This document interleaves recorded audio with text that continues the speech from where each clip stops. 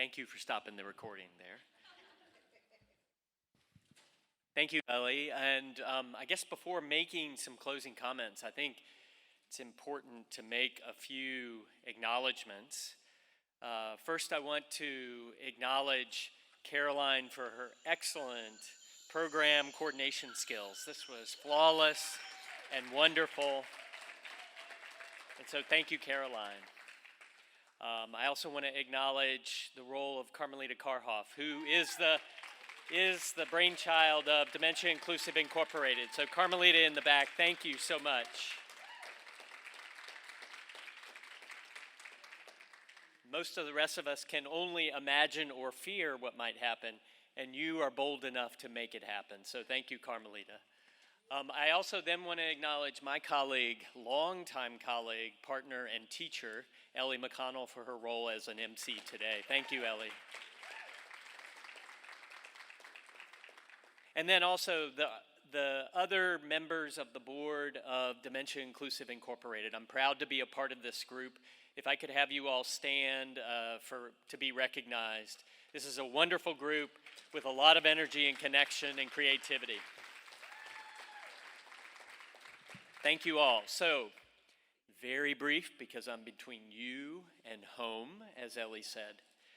And it's hard to kind of gather and reflect and capture something that is so broad and so important to all of us. But I'm going to look at Carmelita and I'm going to say, on behalf of Dementia Inclusive Incorporated, I think we have been given a challenge.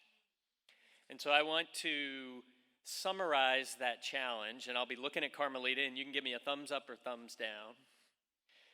I think the number one thing is to continue to convene. So this convening is a very powerful thing, and you might say, oh, well, what happens next? But I think this type of convening is coming together to know each other on a personal and a professional level.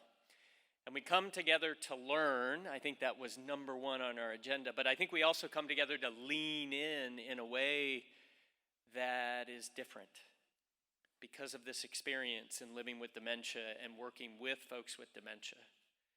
I think the next is, after convening, to connect in an authentic way. And I've heard the theme that we connect around our culture. We bring our culture to this. We bring our faith to this. And that is the essence of belonging. And I think that's been an incredibly important theme. So DII will promise connections. I think also that connection is across communities, right? And those communities come in all kinds of different forms. But the conversations today across our different communities have already planted the seed for potential solutions. So that's really important. The next, and next to last, I promise, is communicate. So what we need to do going out of this is think about communication. Now, the first portion of communication for me is words.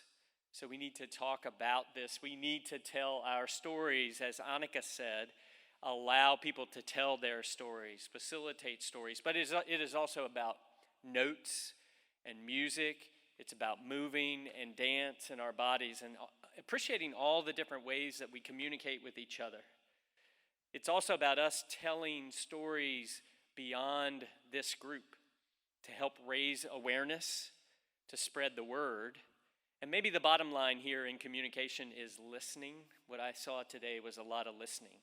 So with all that talking, I think there's a lot of listening that went on that was critically important, not the least of which was our panel at the end.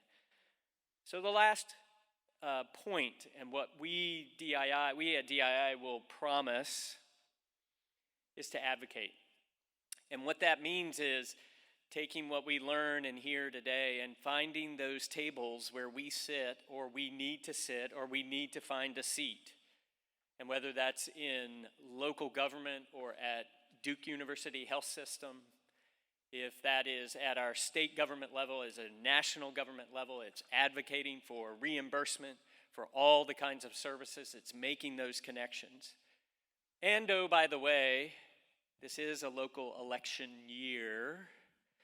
So another way to advocate is get out and vote, but ask questions of our candidates, our council candidates, our mayoral candidates, understand what they know about the Master Aging Plan and Dementia Inclusive Incorporated, and make that part of how we're going to communicate with our votes to carry these things forward. So I'm going to look at Caroline, and I'm going to look at Carmelita, and I'm going to say, okay, have I made any promises we can't keep?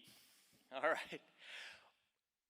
Most of all, I want to thank you all for bringing your whole self to this, because this wouldn't work unless you all bring that trust and create that space, because that's how we learn about this experience. So thank you all very much. We all appreciate your presence and look forward to working with you in reimagining the future in a dementia-inclusive Durham. So thank you.